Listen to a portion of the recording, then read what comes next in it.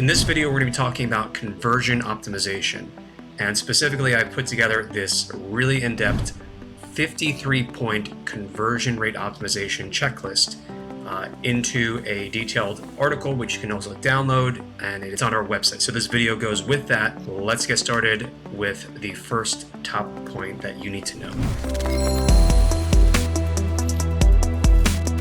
The first thing and most fundamental thing that we all need to be on the same page about is conversion rate optimization, CRO, what it's about and what it's not about. Okay, it's not about getting more clicks, although sometimes that can be an indicator in the right direction. It's not about any sort of fancy marketing tricks. It's not about, just hacking the human reptilian brain to persuade people to buy your stuff. Although an understanding of conversion and why people convert and why they don't, and basic definition of value is, foundationally important.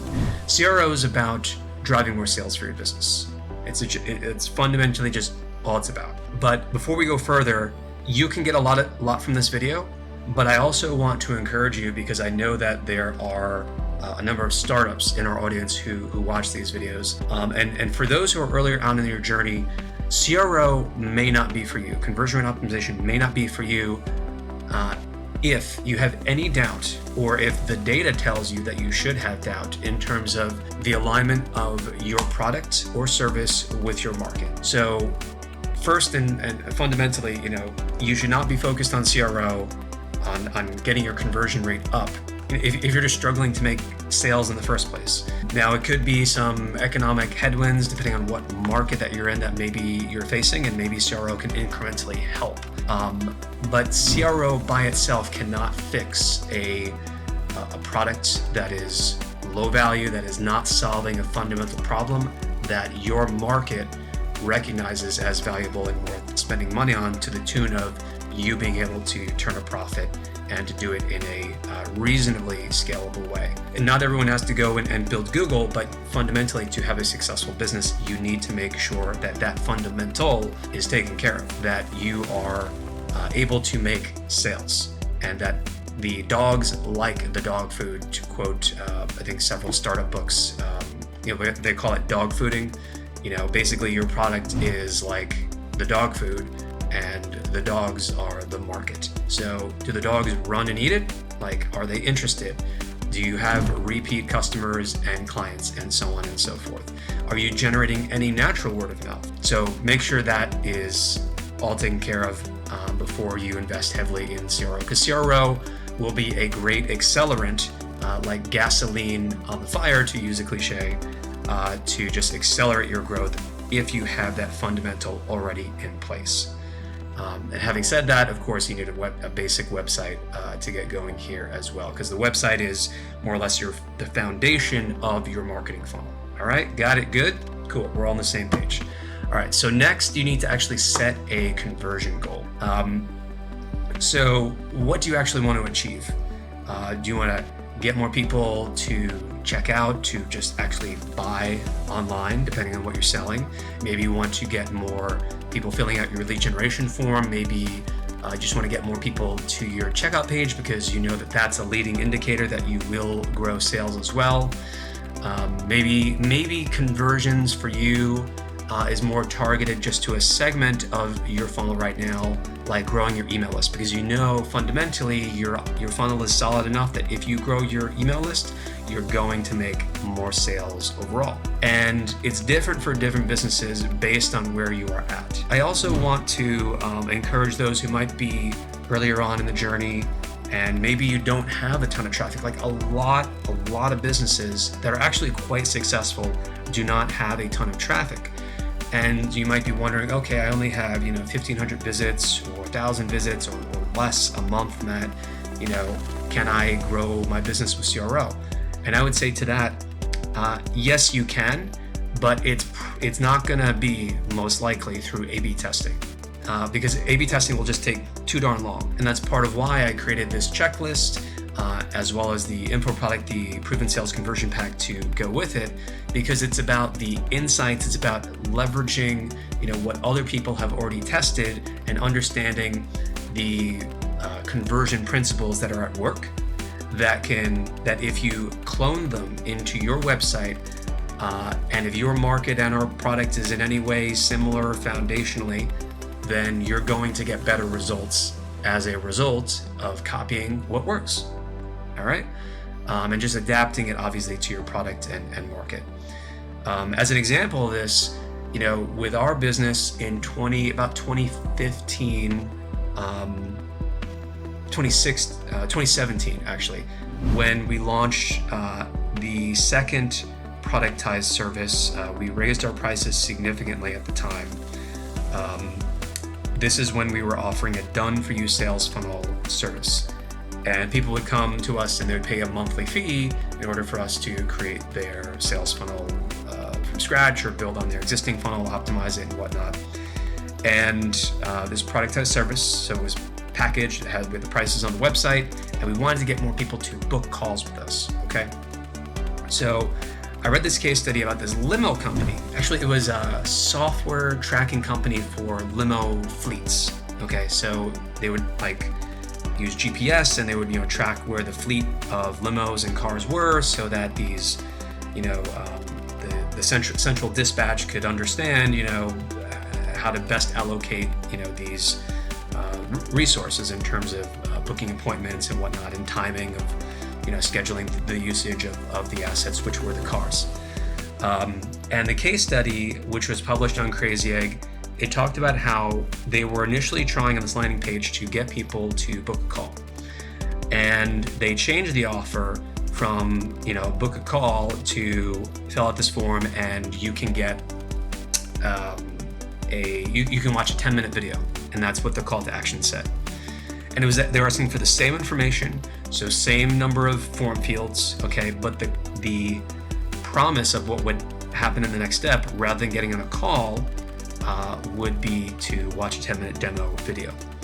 And the result was a 900% increase in the conversion rate. Again, asking for the same information. The difference is that they were not switching mediums. They were not, the prospect, the offer, was just different.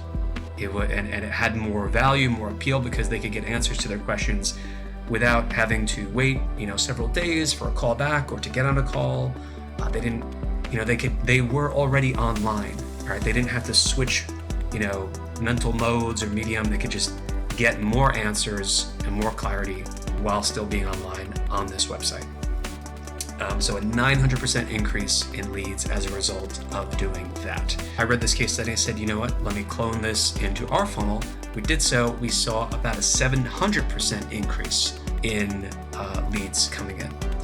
And this translated to not an exact, one-for-one increase in sales going up, but sales did go up significantly from this. And I can say that the conversion rate at that point in our funnel, though, increased by 700%. So that's an example of the power of CRO, and that wasn't something we A/B tested. We just did what you could technically just call a sequence test, where you have your website says A and you say, all right, well, I think B will work. So you put B up and you watch the numbers, and if it goes like this, with high degree of confidence that it's probably the fact that it was B instead of A.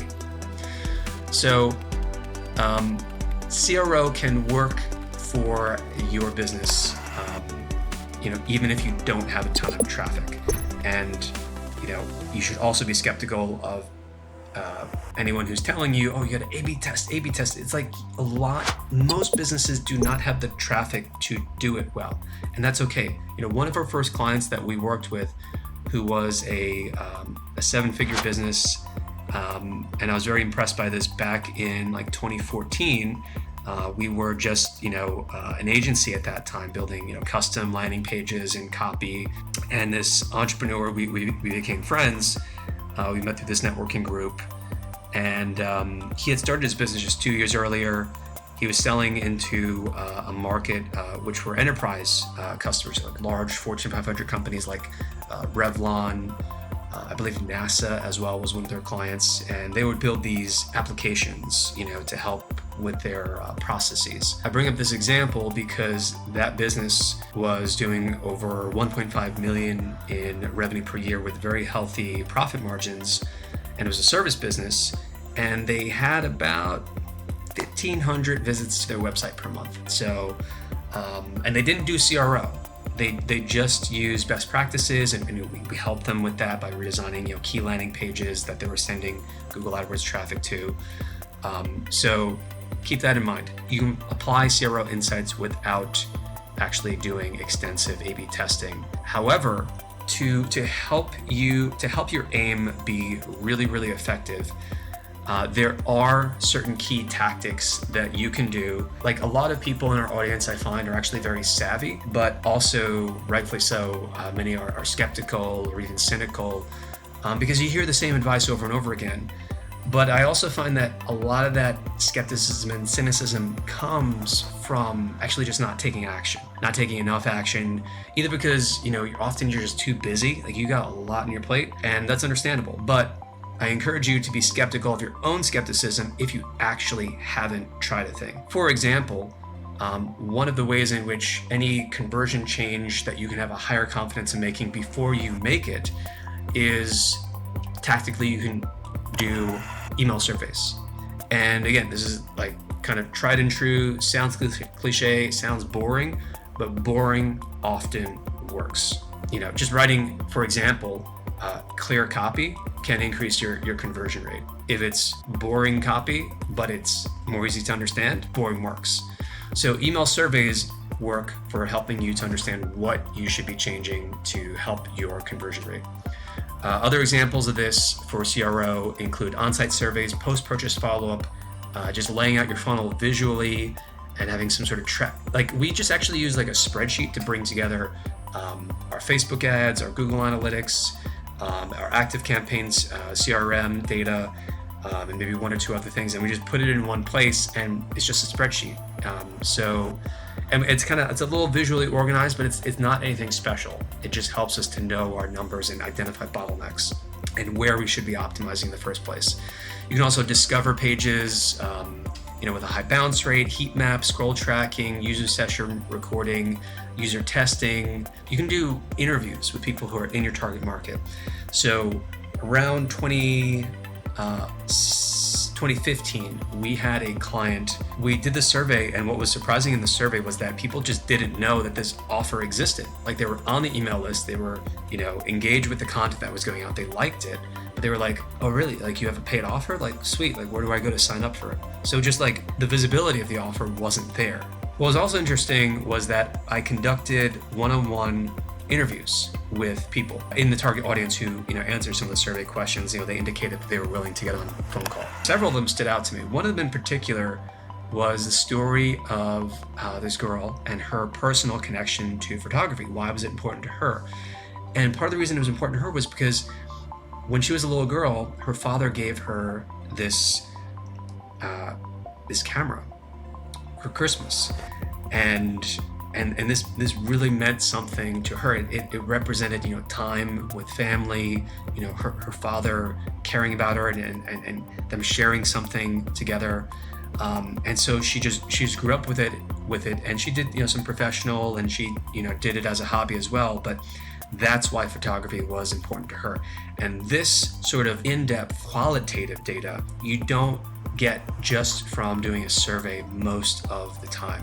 So phone one-on-one video interviews can also be really valuable for that reason. And that translates to a higher conversion rate. Why? When we redesigned their entire funnel, the copy that we put in there made references to the personal aspect of photography, I forget exactly what the wording was, but it was something about, maybe we mentioned family, something along on these lines, where we just sort of plugged this connection that a lot of people had in the audience to it. And that wasn't true for everyone, but we took the multiple interviews that we did and we brought some anecdotes and references to those things into the copy.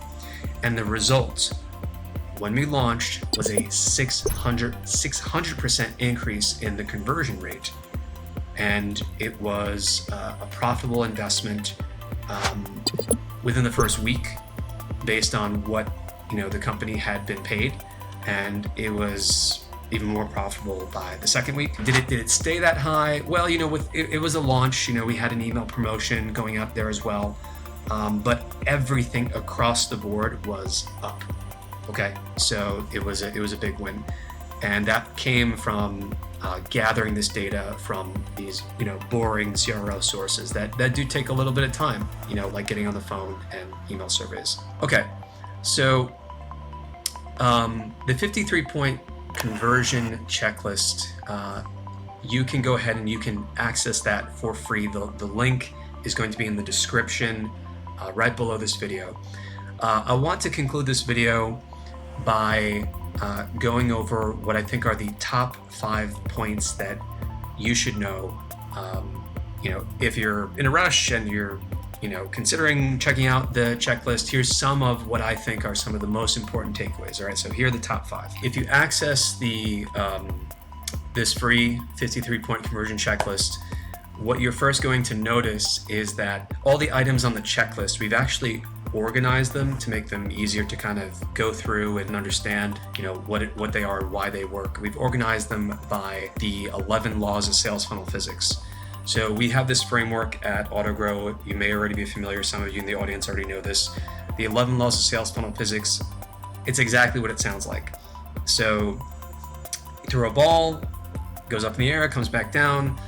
Laws of sales funnel physics are in a similar way, where these are just data-backed, observable, consistently over time across markets, across products, across services, that you do these things in principle and tactically, and you're going to see a higher result in terms of your sales, okay, and your conversion rate.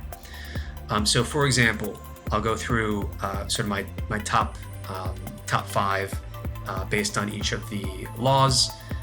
We'll start with the first one, which is the law of confidence, which basically says people want what they see as popular and trustworthy. And one of the most interesting points on the checklist from this section is that I can tell you is use authentic images of you, your team, your company, or your clients or customers.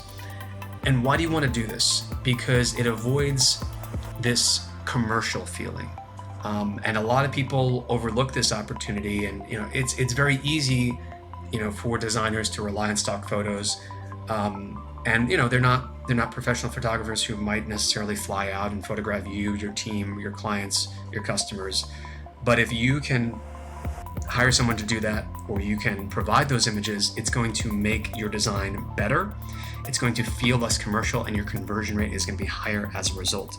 So, for example, one company, which we documented this in AutoGrow's conversion pack, which I mentioned earlier, one company was able to grow their lead generation rate by 34% by using an authentic image of their founder on the homepage.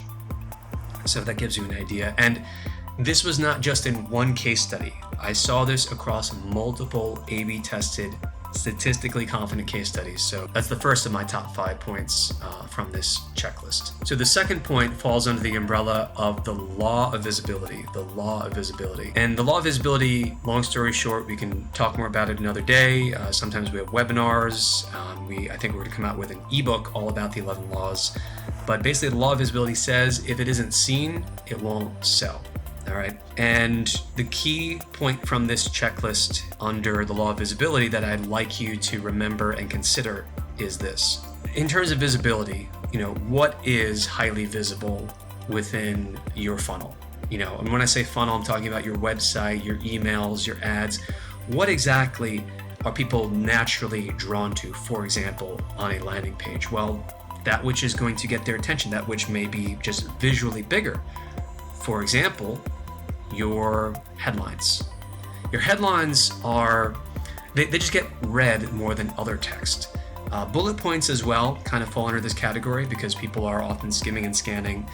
But if your paragraph text, it's just not usually going to get read as much. People are going to focus in on, the headlines because it's big. It actually puts less strain on the eye just to read that versus to focus in on some smaller text.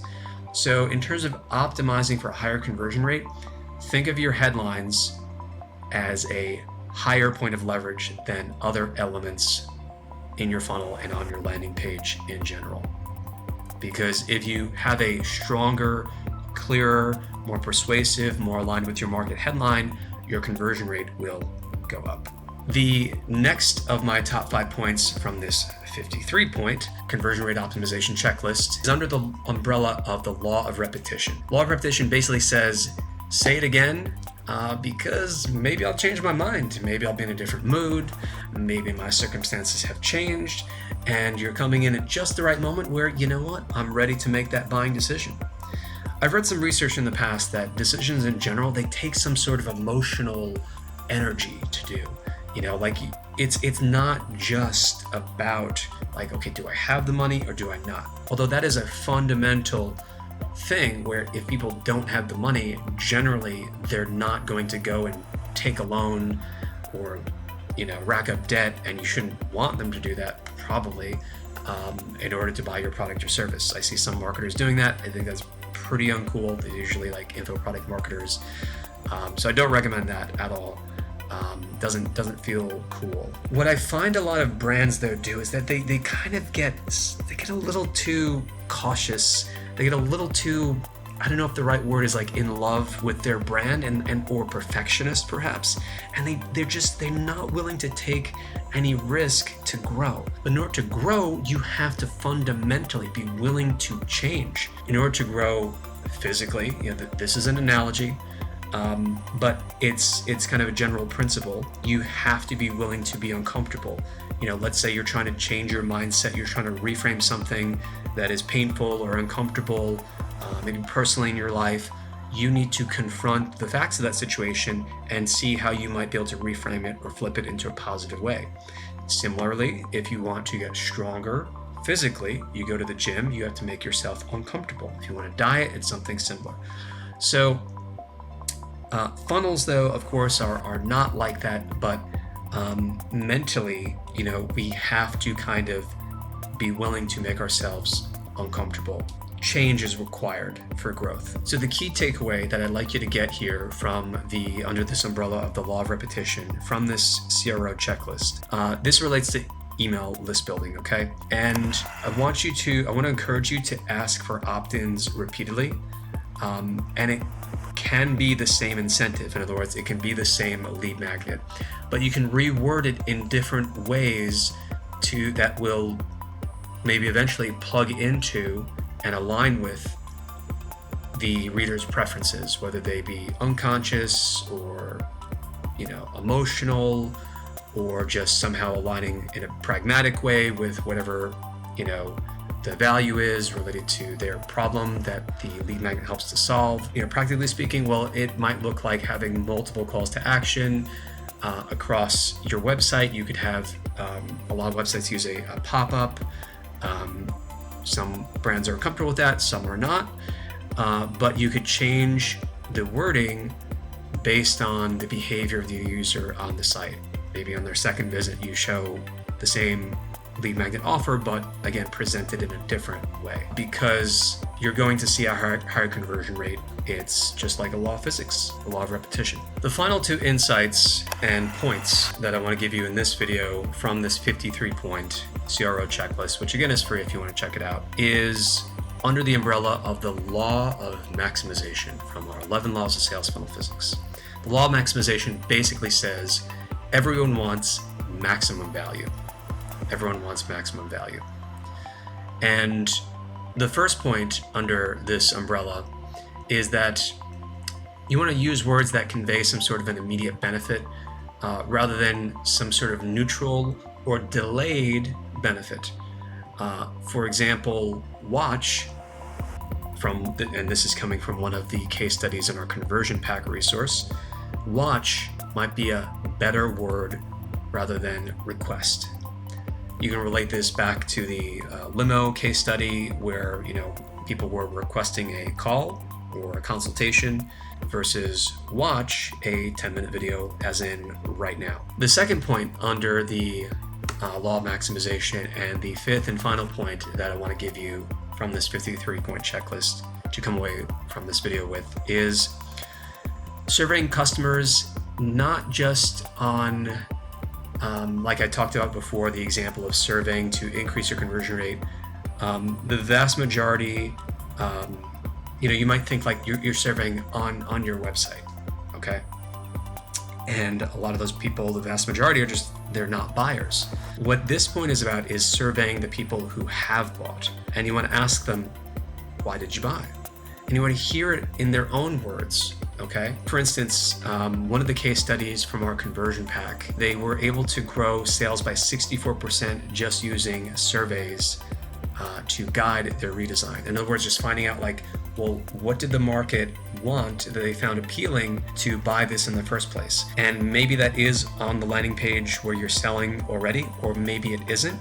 If it is, maybe you want to amplify it. You want to make it more visible. So we were talking about visibility before, and that can help to increase your conversion rate. It can literally be as simple. I have this entrepreneur friend, Giles Thomas. I hope I'm saying his name right. Giles, and he's in the e-commerce space. He writes a lot about Shopify, and he has his own agency there. He knows a lot about CRO. I've actually worked with him, and he's advised me on things in the past, like that previous case study around 2016 that I mentioned earlier. He has this technique. He calls it the visitor vocab technique. It basically means that the copy reflects, to the most degree that it's practical and possible, the vocabulary of your target market, sort of like in their own words. Because when you do that, that's going to further help to increase the conversion rate. And that relates to what we're saying here about surveying customers and hearing in their own words why they bought, and then taking that language and using that or something similar on your landing page. All right, so I hope you got a ton of value from this in-depth video on how to increase your conversion rate. And if you'd like to go access the full resource and the full article that goes with this video, the link will be in the description if you're watching this on YouTube, or if you're watching this on our site, obviously just go ahead and scroll down. And if you are interested in AutoGrow, what we do is we help companies to basically take the work of executing on their marketing off your plate, whether you're a busy founder, or you kind of know, you're savvy, you know exactly what you need to do, but you just don't have the time consistently to execute repeatedly, whether it be on your content marketing, your copywriting, executing on conversion rate optimization ideas like what are in this video, setting up and maintaining your ads, design. We offer 13 skill sets all in one, and you pay a flat, affordable monthly fee, and it's an amazing value, and that's what our clients tell us that they love. And you can delegate whatever you want to us. So check us out if you're interested at autogrow.co today. And until next time, as always, keep auto growing and stay focused. I'll see you soon.